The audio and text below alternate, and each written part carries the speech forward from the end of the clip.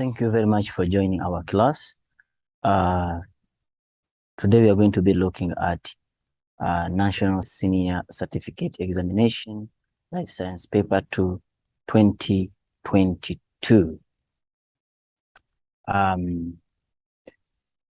Let's go through objectives and most of the questions which are likely to have some challenges, and then we try to crush or smash those challenges so that when it's time for you to write your final exam, you can still answer these questions.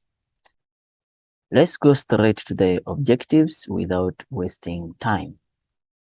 Which one of the following statement is correct for oogenesis? So when you talk about oogenesis means, oogenesis means the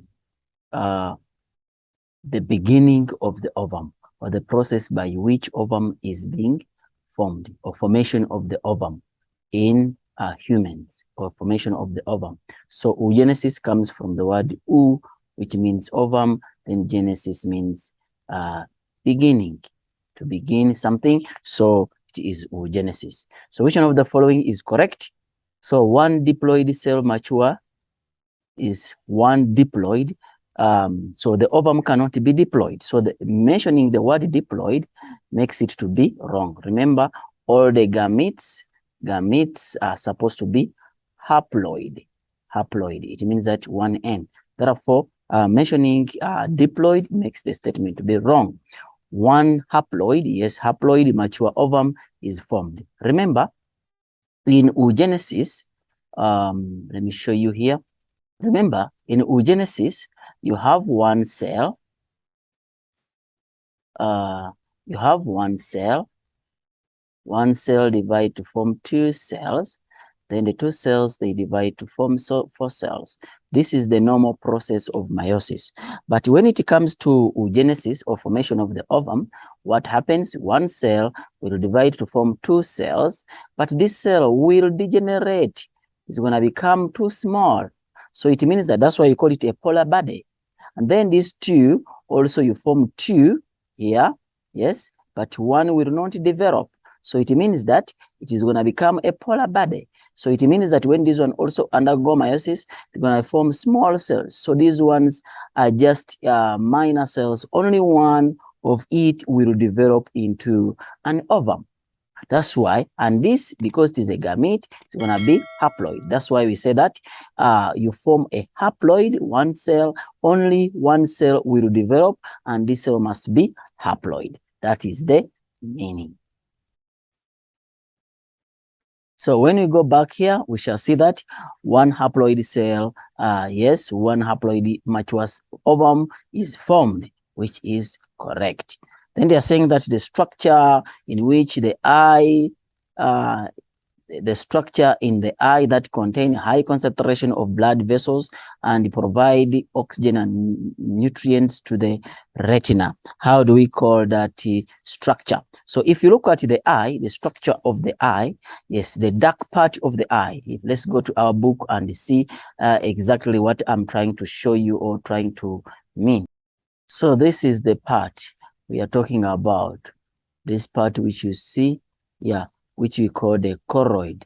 That's the part which you're talking about. It has a lot of functions. Among the function is to have blood vessels which provide oxygen and nutrients to the retina, so that now the retina can function properly. So the answer becomes B. That part is called choroid.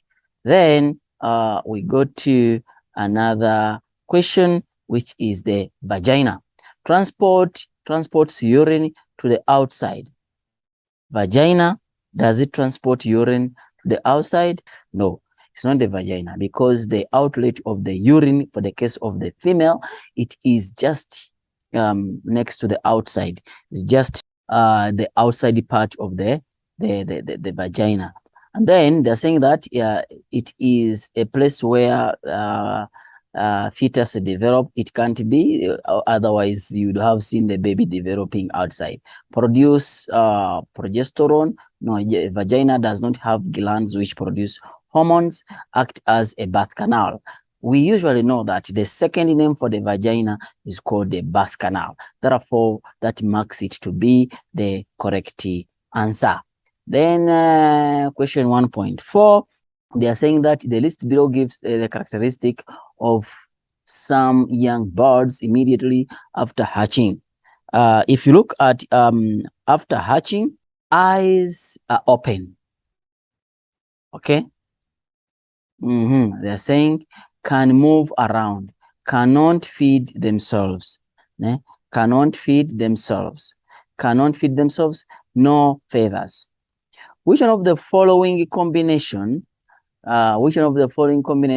represents the characteristic of precocia? So when you talk about precocia, we are talking about when the bird is born, when it is prepared. It means that it can walk, it can fend itself, it can have all the features which can make this bird to live in environment. So you will see that because it's born prepared, the eyes must be able to see. So this point is correct. And then number 2, can move around. Even this one is correct. These two are correct. And then cannot feed them. This one is wrong. This one is also wrong. So if where I have 1 and 2, then it means that that is the correct answer. Whereby I have 1 and 2, which is C. So the correct answer is C. Then they are saying that cornea, 1.5, the cornea and the lens are both.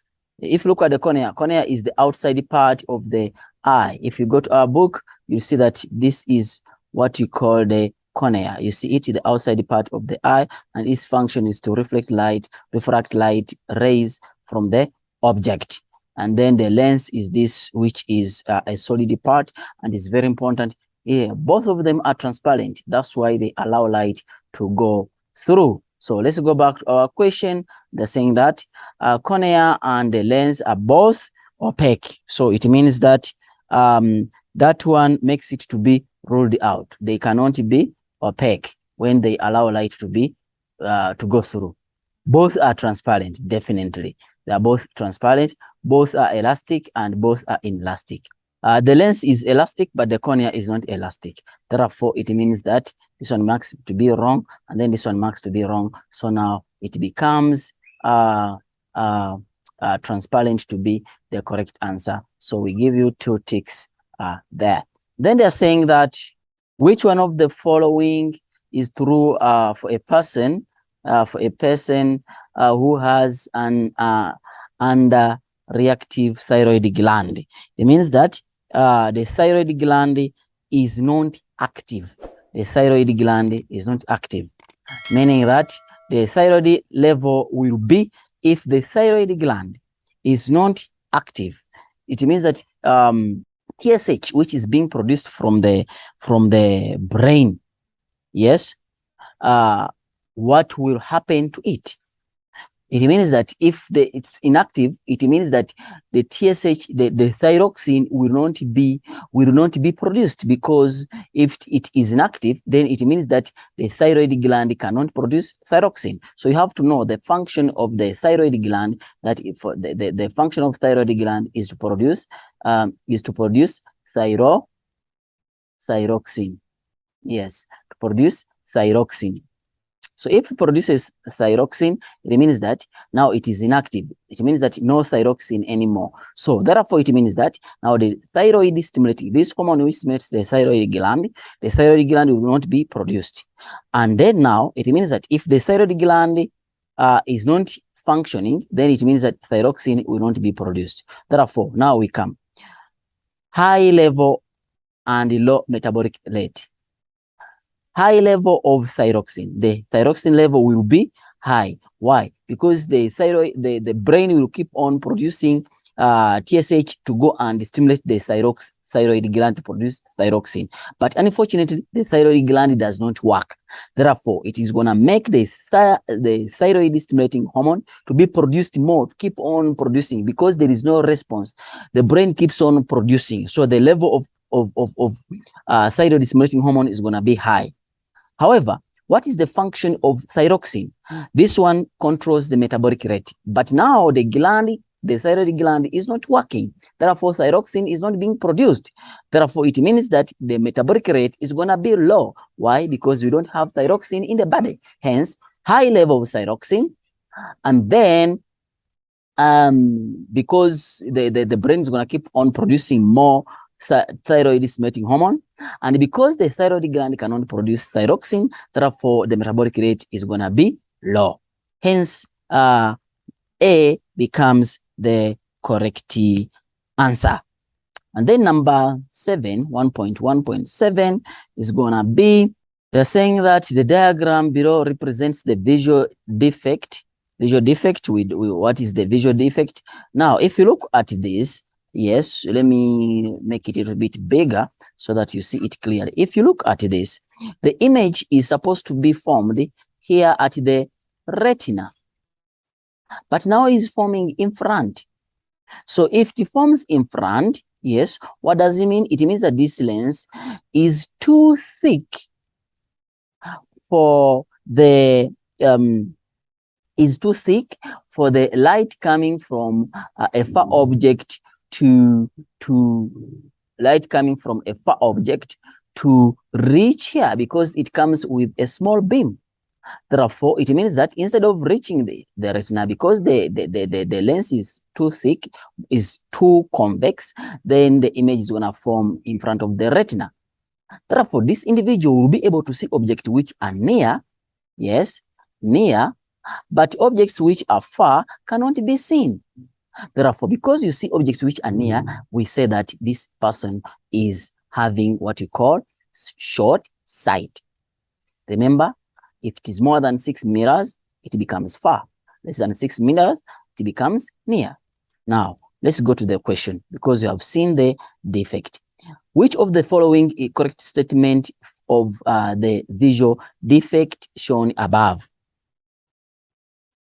So, if you look at it, they're saying that the glasses with the biconvex lenses, glasses with biconcave lenses, surgery to replace the cornea, and then surgery. What caused this?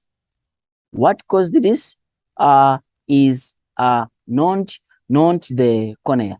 What caused this is this lens. It cannot change from a more convex to a less convex. Therefore, we need lenses which is going to divert this light, so that when it reaches here, it must go in this direction, in that direction, which is a little bit bigger, so that now it can be, yes, brought to the retina. You see, we need, so that it has a big field of view. Instead of the image forming here, then the image must form here. So what lens can do this? Now, let's go to our answers, and then we see biconcave lenses, biconvex lens. Now, let's look at what is a concave and what is a convex. Convex looks like this. So when the light comes, it converges it. And then concave, it looks like this. It's a diverging lens. So when light falls on it, it makes it a little bit bigger when it comes out. What do we want? Let's go back and we see. So it means that we want this light. Remember, the original light is here. So we want this light to be a little bit bigger. So it means that we're going to put a lens here, so that when the light comes like this, instead of taking this route, it's going to take this route. So it is a little bit diverged. And this lens is called a concave. It's called the concave lens. Therefore, we go to the question and now see where is the concave lens. It is here, but they are saying bi.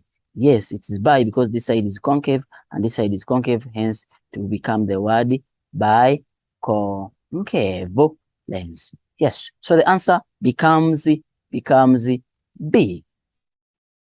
Then we go to 1.8. The list of some component of the nervous system is provided below.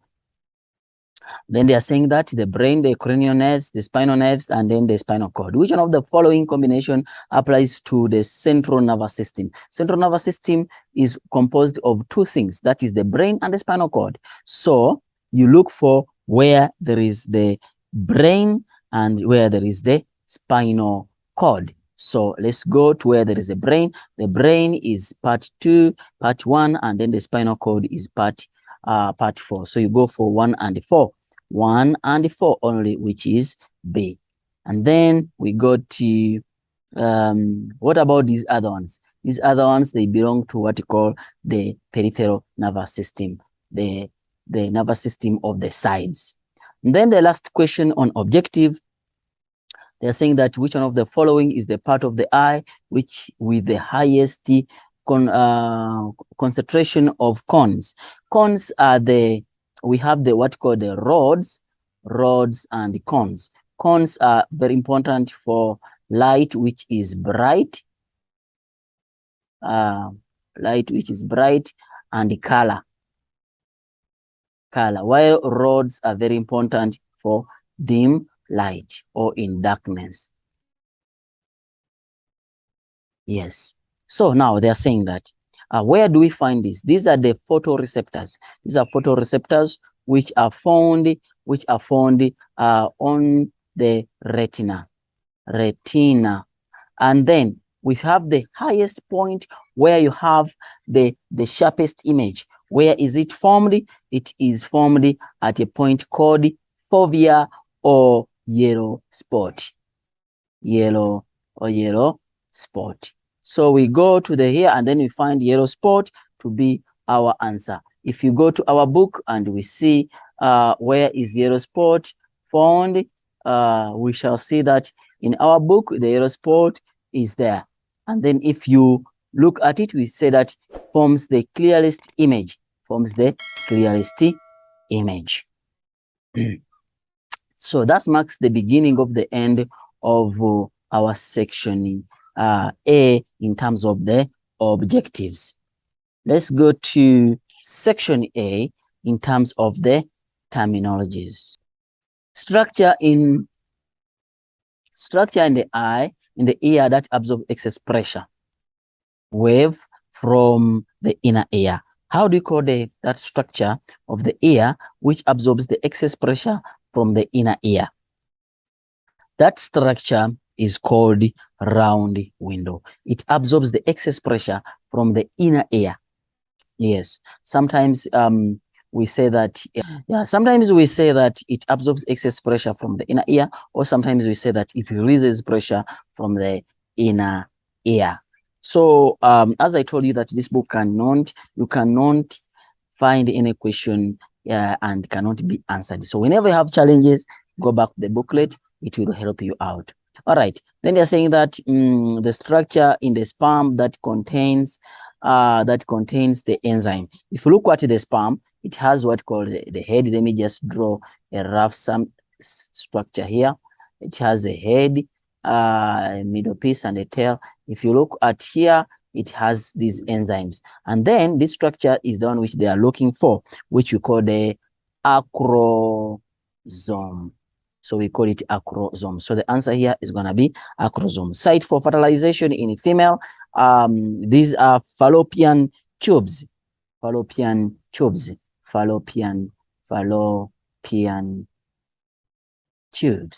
Yeah, there are tubes. Then they're saying 1.2.4. They are saying that visual defect caused by uneven curvature of the cornea. This uneven curvature of the cornea, if it is on the lens, then it is astigmatism. And then they're saying that the nerve that transmits impulse from the eye to the brain, where the moment you talk about the eye, anything related to the eye, it is optics. So it becomes the optic nerve. Optic nerve. The disease characterized by degeneration of the brain. and memory loss. So this disease is called Alzheimer's disease. So you must mind about the spelling of Alzheimer's disease. So it is Alzheimer's disease. So this is Alzheimer's disease. The way you call it, as long as the spelling is what is correct. Then the inner layer of the uterus that thickens during menstrual cycle, the inner layer. Remember, if you look at the uterus, yes, you find out that it looks like this. It's a simple structure. Yes, that's the vagina. And then you have something like this. You have something like this, and then something like that, and then you have something like this. You have something like this. Then you have this wall. So they are looking for these walls. These walls. So how do you call this? We call it endometrium. We call it endometrium. The ball, a hollow ball of a cell forms during embryonic development. How do you call that? We call it blastocyst or blastula. Blastula. Make sure that you know blastula. Yes, we call it blastula or blastocyst. Sometimes people don't know, don't give two answers, just pick one. Yeah, blastocyst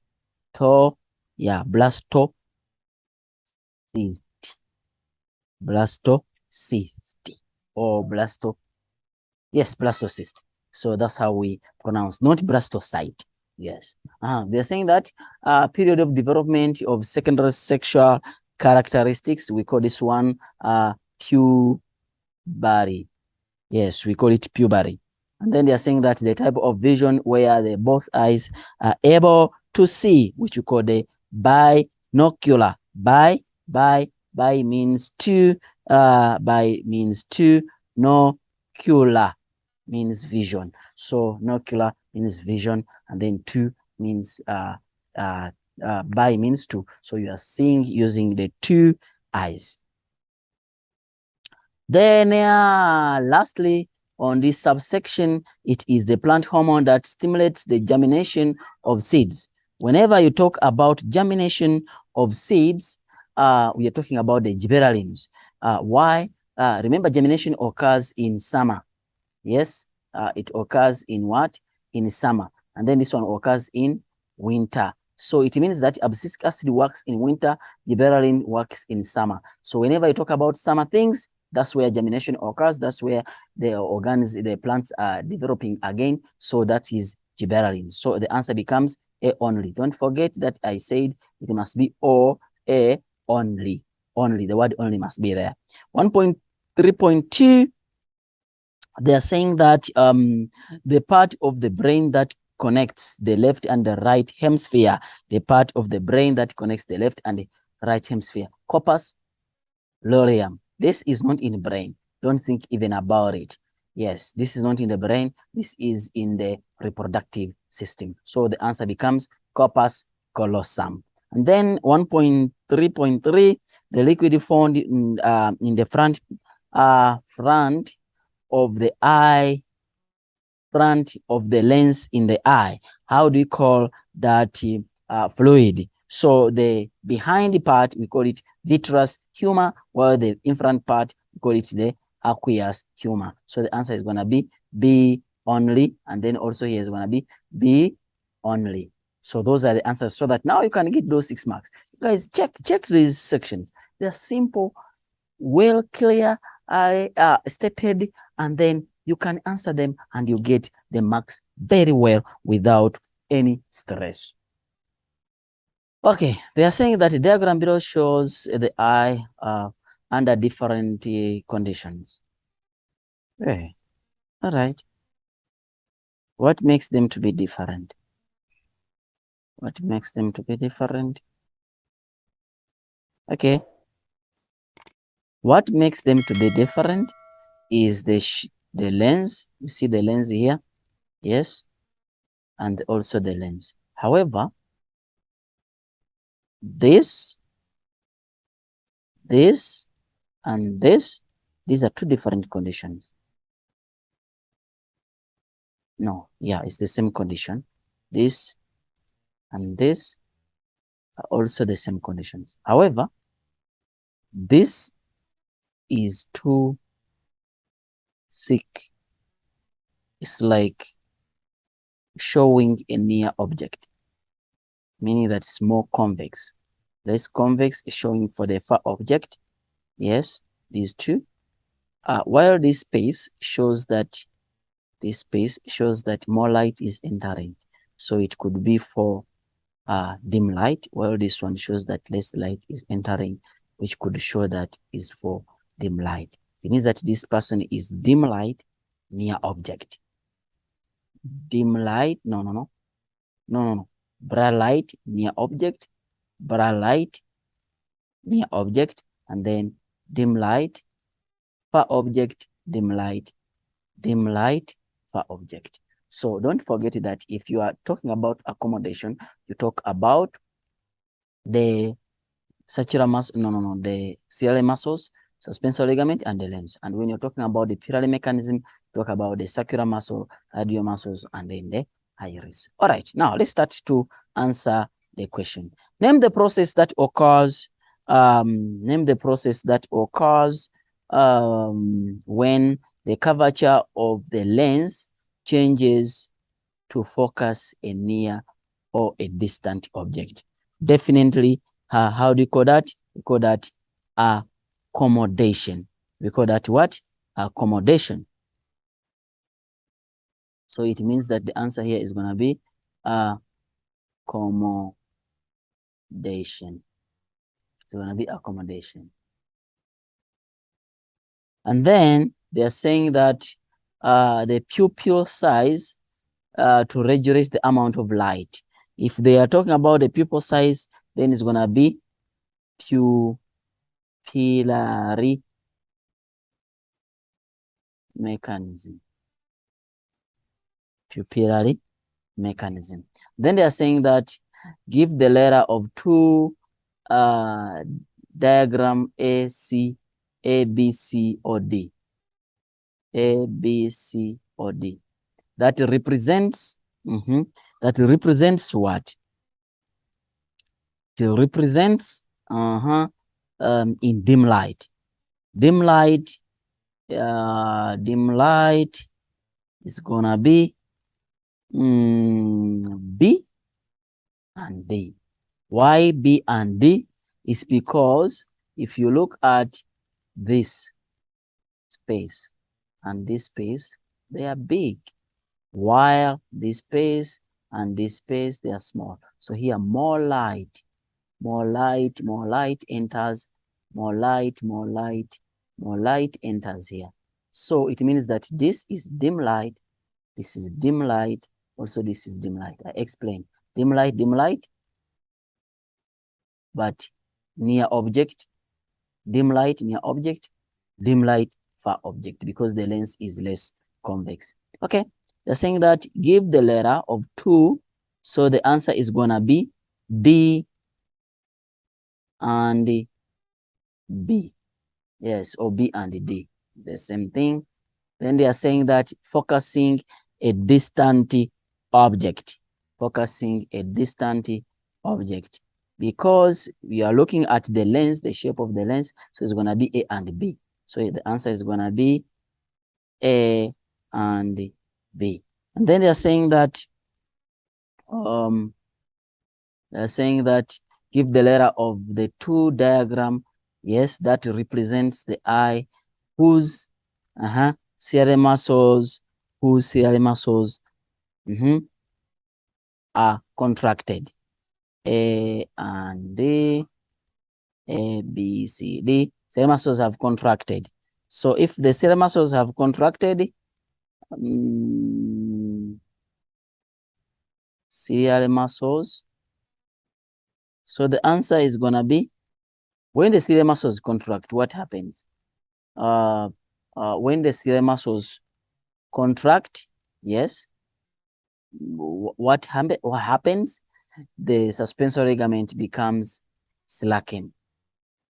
So meaning that it becomes relaxed a bit. And then now the tension on the lens will decrease. When the tension on the lens decreases, the lens will become more convex. So now we come back here and then we see which one has the lens which is less, is more convex. Then we shall see that it's going to be C and D. So the answer is going to be C and D. The answer is going to be C and D. Answer is going to be C and D. And then radial muscles relax. Radial muscles relax. When the radial muscles relax, remember that test R with R, C with C. Radial muscles relax. Radial muscles relax. Circular muscles contract. And then since we have not mixed them up, therefore it becomes bright light. So it becomes bright light. If it becomes bright light, so what does it mean? Now it means that the diameter of the pupil becomes smaller. So I will go back and look for the diameter of the pupil when it is small. So I'll see that the diameter of pupil is small here, and the diameter of the pupil is also small here. So I'm going to say the answer is A and C. The answer is going to be A and C. Yeah, that's how you can answer such question if you know exactly. These questions cannot make you go down. Yeah, why? Because you don't need to cram. I told you in life science, we don't cram, we understand the concept. Let's look at reflex arc and the neuron or the nerve. The diagram represents part of reflex arc, and diagram 2 represents the neuron. They're saying that you must know how to label all this. Ne? Yeah, you must know how to label all this. This one comes from where? This one goes from where? Yes, because you have here a ganglion, therefore it becomes sensory neuron, becomes connector neuron, it becomes motor neuron, and then this space becomes the synapse. All right, and then this one, it becomes the myelin sheath, and then this one becomes, because this is the direction of the neuron, then this one becomes direction of the impulse there, and this is the cell body. So the part which takes the impulse away from the cell body, it is the axon. So this side becomes the dendrite. All right, now let's start answering. Layer E. Layer E, we have seen it is myelin sheath. Structure F.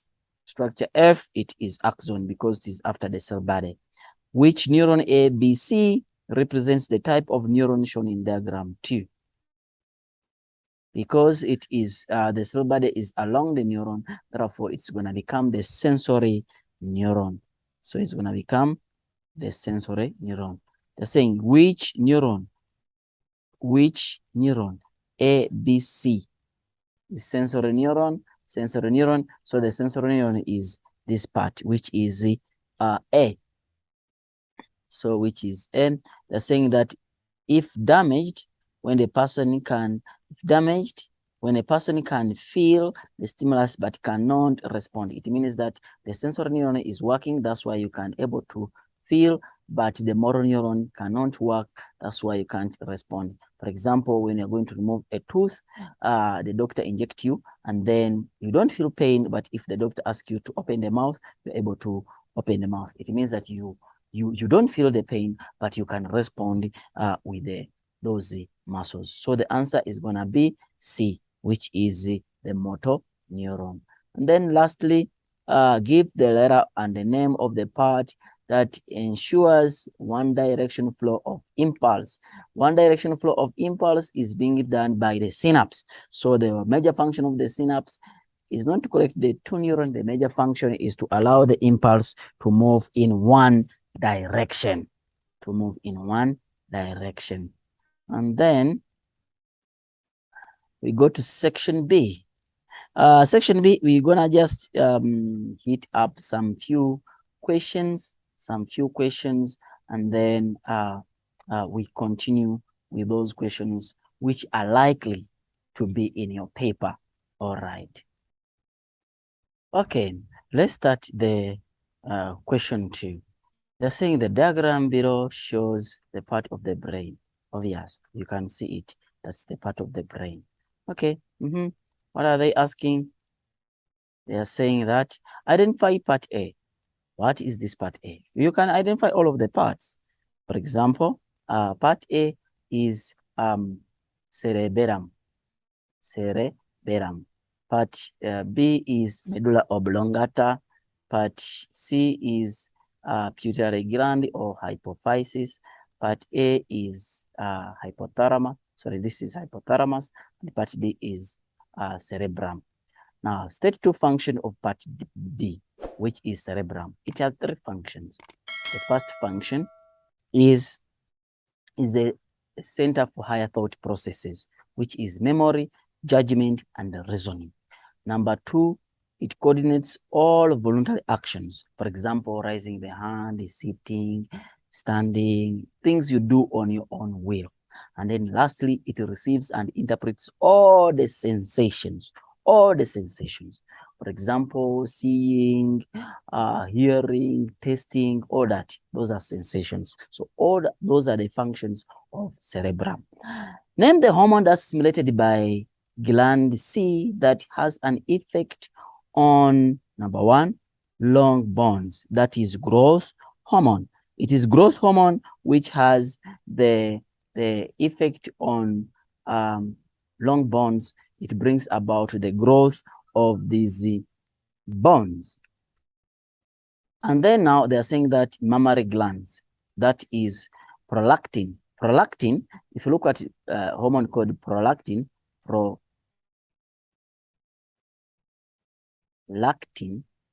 you know the word lactogen from ShopRite. That's milk. So lactin is milk. So lactose is milk sugar. So anything related to it means that is milk. You must think about milk. So the answer is prolactin. And then they're saying that state 1 way in which the brain is protected in 3 ways. By the 3 layers, which we call the meninges, the cerebrospinal fluid, and then also by the cranium, the cranium. So it is this cranium, not the whole skull, the cranium, because the skull, when you talk about the skull, it includes also the jaws. So you better use the word cranium. Remember, when you're talking about the brain size, how is the brain size? And the cranium, we said that don't talk about skull, talk about cranium. Then they're saying that describe the role of hypothalamus in regulating. How is hypothalamus able to regulate thermoregulation? Remember that how does it control thermoregulation? What is thermoregulation before you know the function of hypothalamus in this regard? Thermoregulation is when the temperature is being kept constant under a narrow range.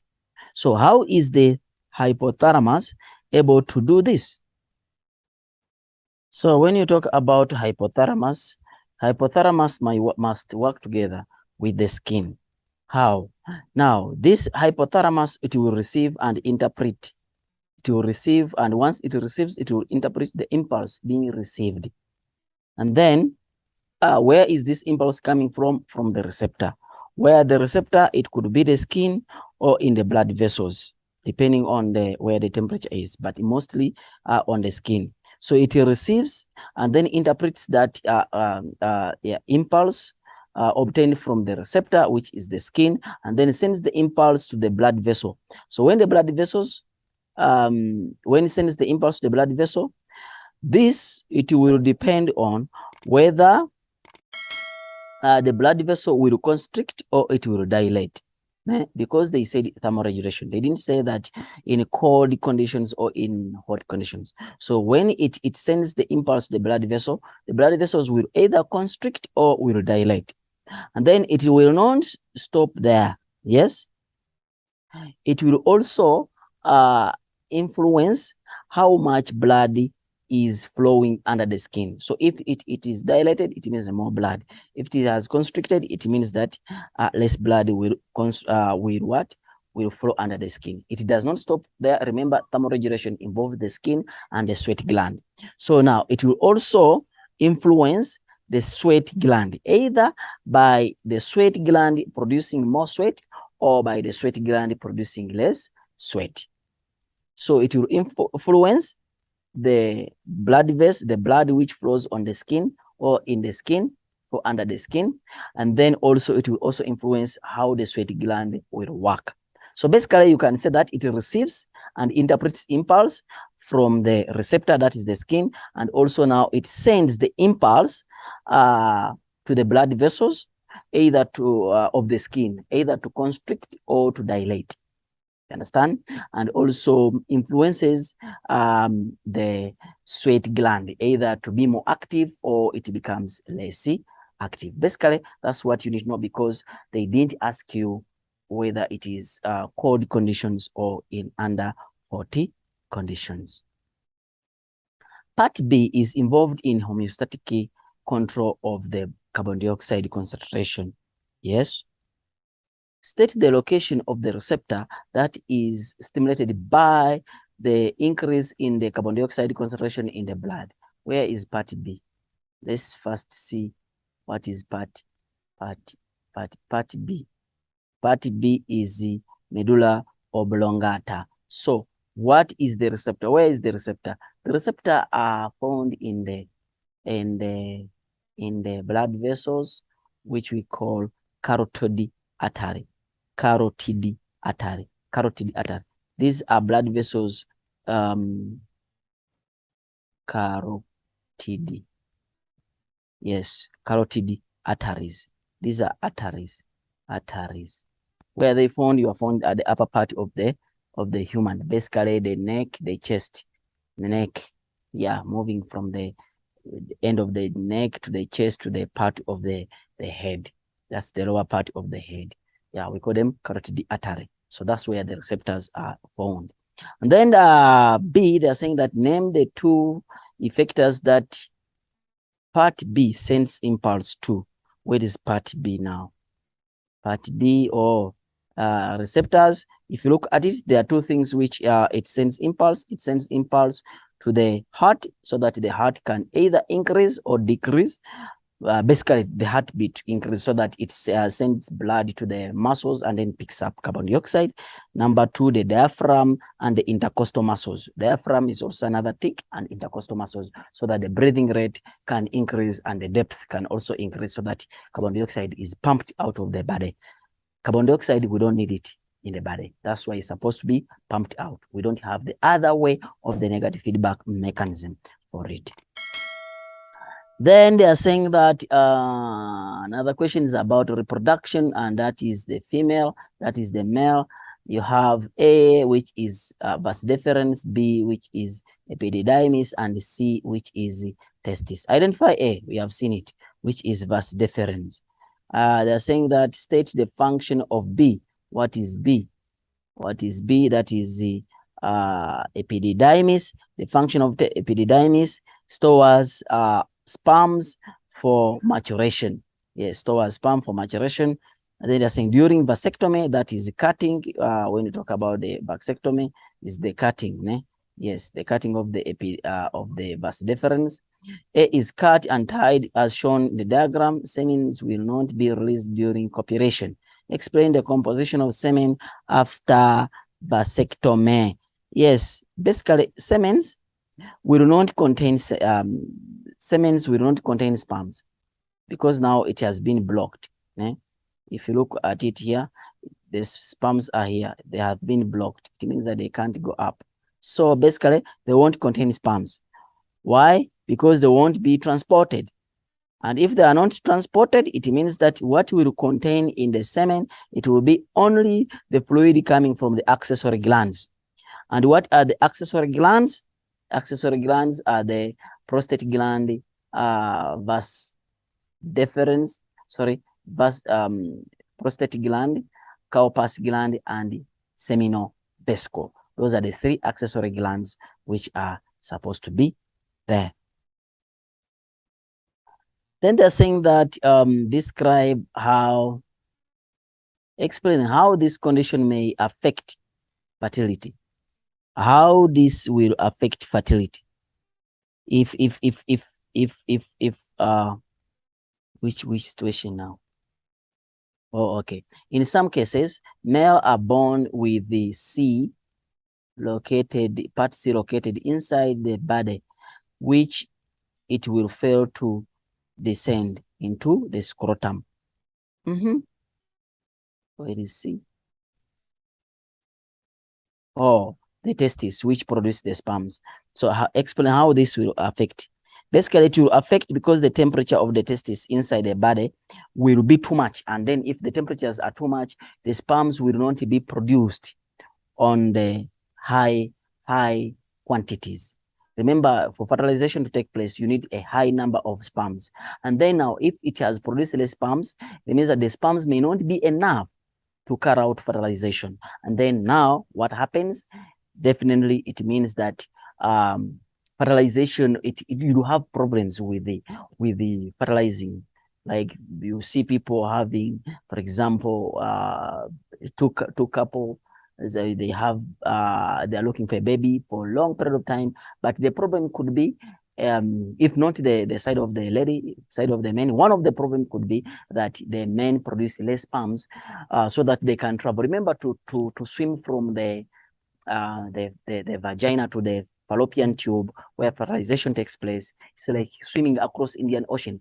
You have to be with a lot. Imagine the people in this country, South Africa, for example, and then you put all of them to swim across Indian Ocean. Very few will survive to the end. And there will be so many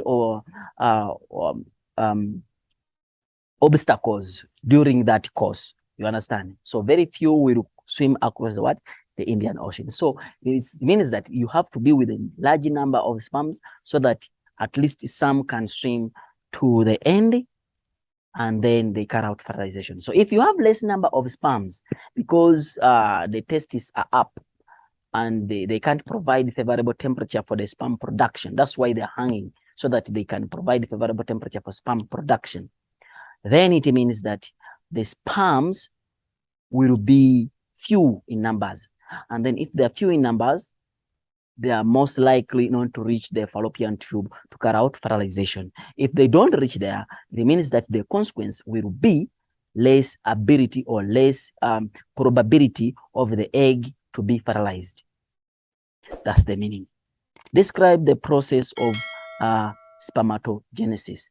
Spermatogenesis, we have to explain the way how we are supposed to explain in the modern way of our examination guideline. So it's not like the way we are explaining them in the previous books. So in our book, you can see exactly how you're supposed to explain it, but this is how you're supposed to explain it.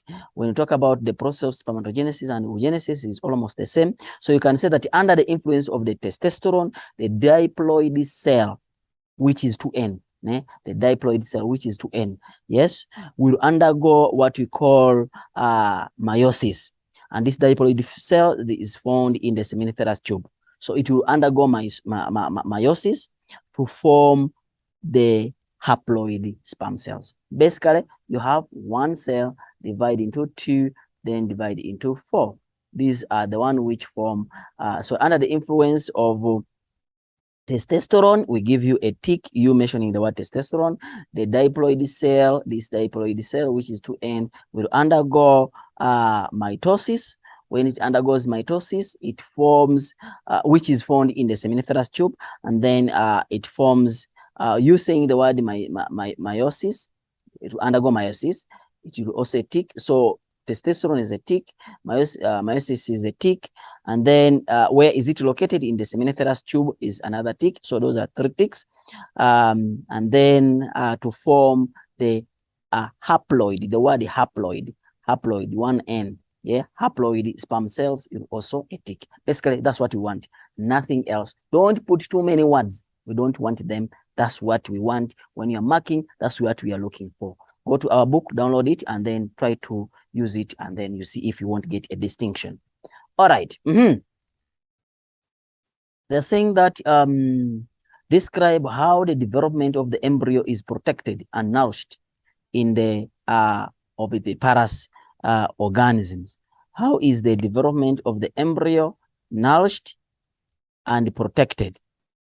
So they are saying that describe how the developing embryo is protected and nourished under oviviparous animals. So these are animals whereby you have ovi, which means the ovum, and then vivi means inside. So it means that the ovum is developing inside the mother's body. Yes, but it does not obtain nutrients from the mother. It obtains nutrients from the ovum. That's why it's called ovoviviparous. So how is it nourished and protected? Basically, you have two questions which you are supposed to answer. So you're supposed to look for way forward for protection, and you're supposed to look for way forward for nourishment. So protection, you look at the amniotic egg, the way the layers, what you call the extra embryonic membranes. The first one is the allantois. This one protects the embryo by removing the waste product. Allantois is basically for waste product. You understand? And then you talk about the amniotic fluid, which is very important for shock absorber. It helps in the shock absorber. Then you can talk about the shell, which is very important for covering and for protection, brings about the protection. These shells, they have holes, small holes to allow the air to go through. Yes. And then you can also talk about it is inside the mother's body. That's why it's vivi. It's inside the mother's body. So it means that it won't be eaten by the predators. To eat that egg, you have to eat the mother. Yes. It's like a gate. To reach the eggs, you have to eat the mother, and then you reach the eggs. So it is being protected by the mother. So you can talk about something like that for the baby. But you saying because it is viviparous, you need to talk about is being protected by the mother first, at least. Yes. Then number two is nourished. How is it nourished? The embryo receives nutrients from where? It receives nutrients from the egg yolk, not the mother. I said it. That's why you have this word ovo.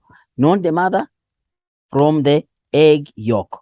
And then also it also receives nutrients from the albumin. That is the outside part, that white part.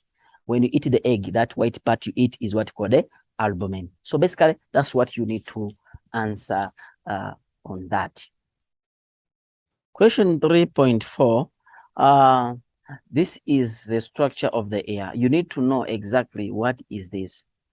They are saying that the diagram below represents the part of the human ear with the middle ear infection. Middle ear infection.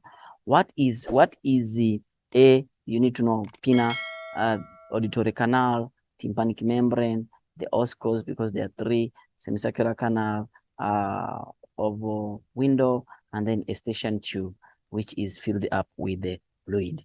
So that's why it is middle ear infection. Identify part B. We've seen it. We have seen it, which is auditory canal, and then part D, which is oscos, which are the three bones found in the ear. State the one function of A. This one is collect and direct sound waves to the auditory canal. It collects sound waves from different directions, and then does not only collect, it directs all of it which has come there. It's being directed to what? To the auditory canal. That's the meaning. And then saying that another question is explain how the middle ear infection could affect hearing. How is this middle ear infection affect hearing? Which is it means that there will be a problem with the part D, these oscos to move freely. So basically you can say that part D, or what you call the oscos. The oscos will not vibrate freely because of the fluid which is inside there. Will not vibrate freely, and then this will cause the oval window not to receive enough vibration. So the over window, because this one is not vibrating freely, the over window will not receive enough vibration. And then there will be no pressure which is being built inside the cochlea. So if this one is not moving, then there won't be enough pressure which is built inside the cochlea. And then what happens? It means that there won't be enough impulse which is going to be sent to cerebrum for interpretation. Hence, this person will become deaf or hearing loss. Remember, deafness is which can be partial deaf or complete deaf. So basically, we are just explaining the transmission of the sound in the negative way. There won't be enough movement of the oscars. There won't be enough pressure built in the movement of the of a window, and then there won't be enough pressure built into the cochlea, and less impulse or no impulse will be sent to the cerebrum for interpretation, and then this will cause the person to be deaf. And then another question, they're saying that name the small device which is being used to treat the middle ear infection. Remember, this device to be used is supposed to cut here, and then we suck all the fluid which is inside here. We suck it out, and after that we put that small device so that it is able to drain and make the middle ear to be dry. So we call them grommets. So we call them what? Grommets. This grommets is not supposed to have the E. Yeah, we call them what? Grommets. Remember, middle ear infection is being caused by a bacteria. So you can also apply antibiotics. But they didn't ask you that question. They only asked for the device. Then they're saying that, oh, I've skipped one question. Describe the role of eustachian tube. The role of eustachian tube, remember, eustachian tube connects to the mouth. So what is the function of the eustachian tube? The function of the eustachian tube, it is to equalize the pressure on the either side of the tympanic membrane. So this is the eustachian tube, which connects to the mouth, is to equalize the pressure on the either side of the tympanic membrane. Then lastly, but not the least, they're asking you to write the letter of the part which where the small device named above, which is the grommet. We say that these are grommets, which is where is it supposed to be? Where is it supposed to be inserted? It's supposed to be inserted in the tympanic membrane. And then if you look at this, it is part C. And then lastly, describe how part E. What is part E? The semicircular canals. Whenever you talk about the semicircular canal, we are talking about balancing. So describe how part E is involved in maintaining balance when there is a change in the speed and direction. Whenever you talk about speed and direction, now you're talking about the cristae. Whenever you talk about this, cristae, or which is called cristae. Remember, the other one is the maculae, which is the position of the head. So meaning that change in the speed and the direction of the head will stimulate the cristae found in the, where is cristae found? So cristae is found in the ampulla of the semicircular canal. Yes. And then the impulse which is being received is converted. The stimulus which is being received is converted into enough impulse which moves along the auditory nerve to cerebellum for interpretation to restore balance. Or you can say that cristae are stimulated and then converts the stimuli into enough impulse which is sent to cerebellum, where an interpretation, and then this sends the impulse to the muscles, and then balance is being restored. Lastly, let me show you from our booklet, and then you see exactly what I'm trying to say. You see, here is the Saidi's model of balance, whereby he's saying that change in the speed and direction. You see, it is crystal found in the ampulla of the semicircular canal.